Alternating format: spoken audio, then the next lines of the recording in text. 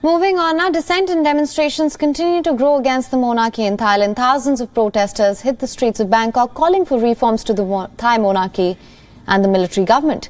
The demonstration was to call for the repeal of the draconian piece of legislation that criminalizes criticism of the king.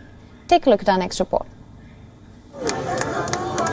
Thousands of Thais took to the streets of the capital, Bangkok, on Sunday, demanding reforms to the monarchy. Protesters marched, waving placards that read, "No absolute monarchy and reform is not abolition."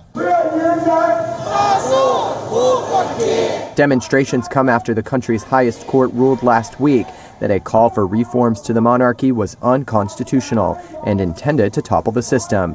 But one protester in Sunday's crowd said reform does not mean abolition. Authorities only want to do the things they want and see people with opposing views as the bad guys, so they think that we're trying to topple them.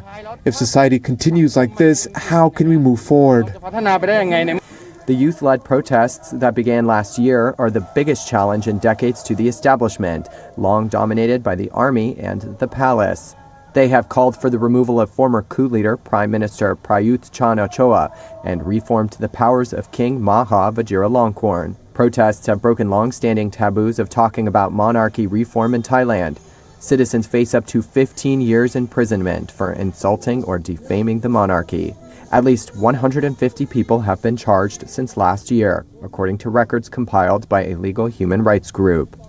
WION is now available in your country. Download the app now. Get all the news on the move.